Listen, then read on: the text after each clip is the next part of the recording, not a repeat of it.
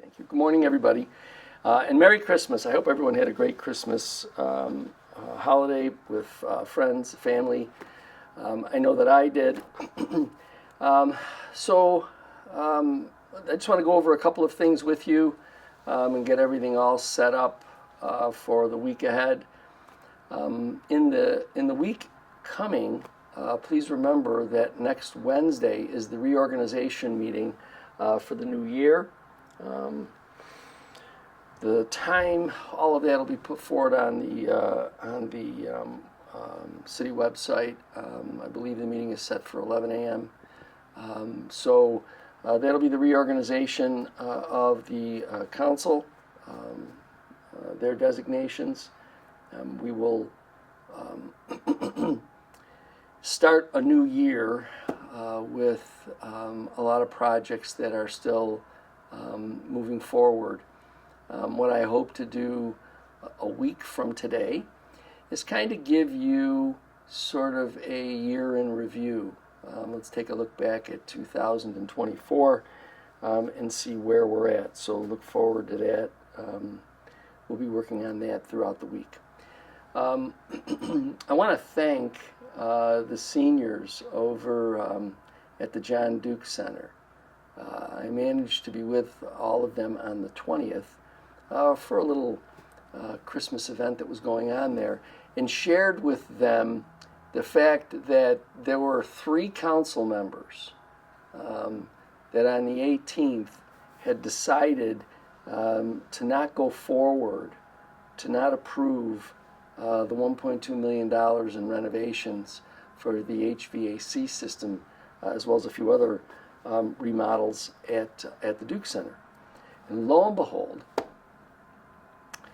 almost as if it was a lesson to teach these council members, a motor, some type of instrument within the heating system failed in the day before Christmas, so that the system itself had failed, and it was necessary to go out and buy parts just to try and repair it, so that whatever was going on in there, including the nutrition program for seniors, which had to be moved into another room because the room they typically use had no heat due to this failure.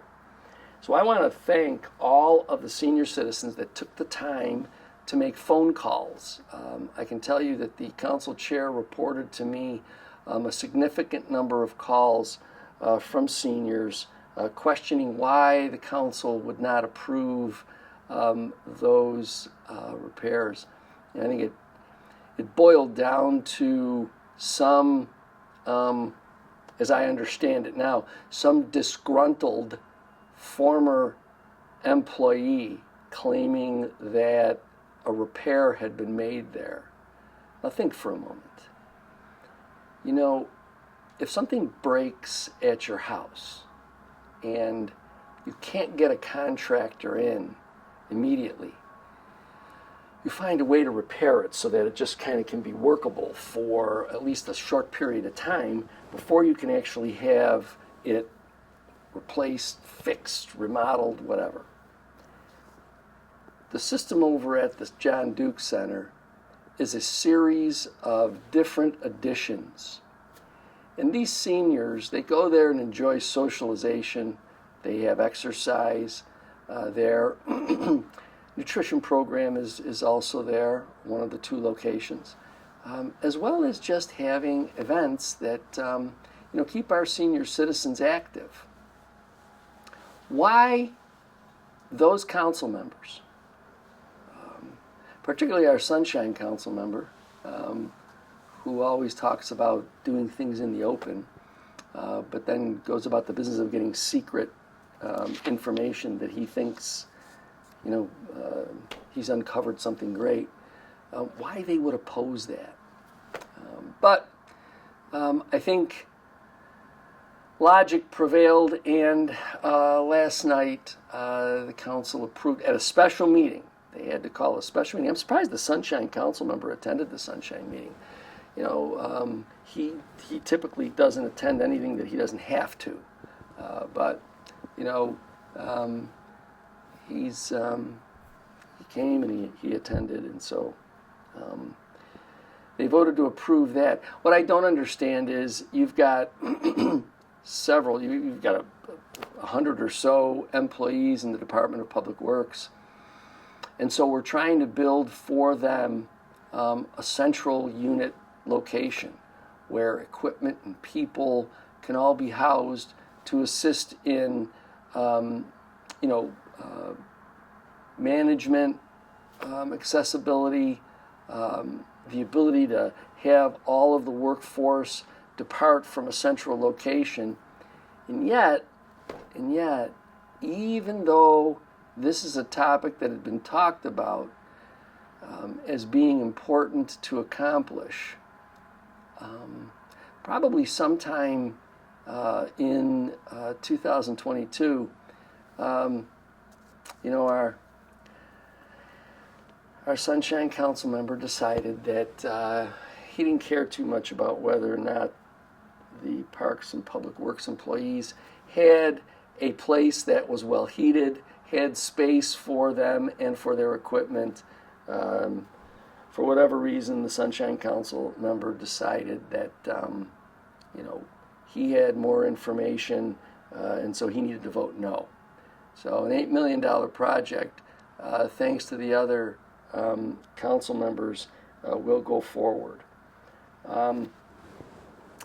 We have, as we close out the year, we have the good fortune to be able to report that we'll close out this fiscal year again with a bit of a surplus.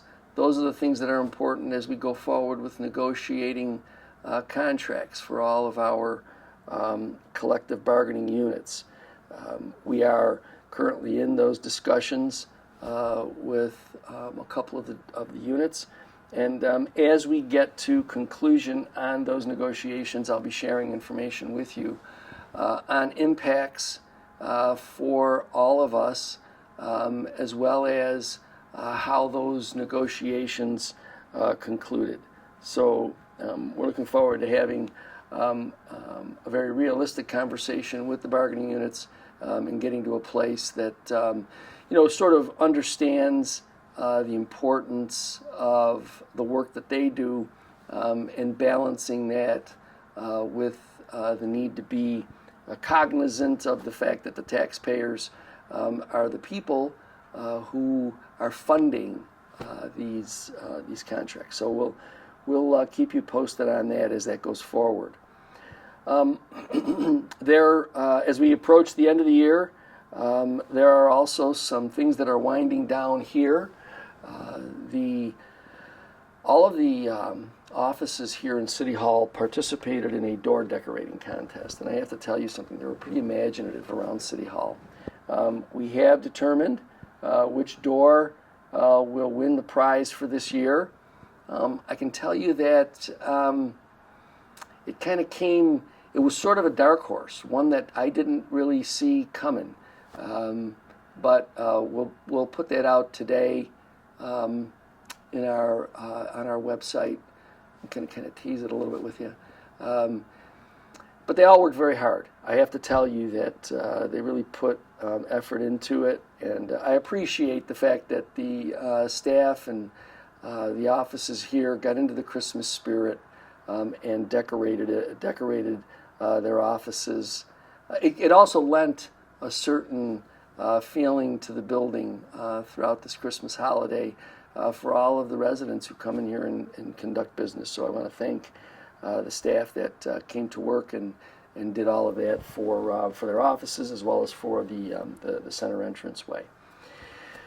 Let me say to you that we're going to enjoy a little bit of unseasonable weather this weekend. I think it's supposed to be actually in the 50s, which is kind of unusual this late in the year. Not complaining. I just want to warn everyone. We're probably not going to see this for after we get past this weekend. We're probably not going to see temperatures like this all throughout winter. It'd be fabulous if it happened that way. So just remember, you're still using your winter driving habits. Be careful on the streets because, anytime that the streets are at least wet, wind could make it freeze, and you have icy road conditions. I know that our crews over at the Department of Public Works keep a very watchful eye on the weather, and will make sure that they're out there to do their best to make our ability to move around the city safely. So I look forward to talking with you again next week, and I want to wish everyone a very happy and healthy new year.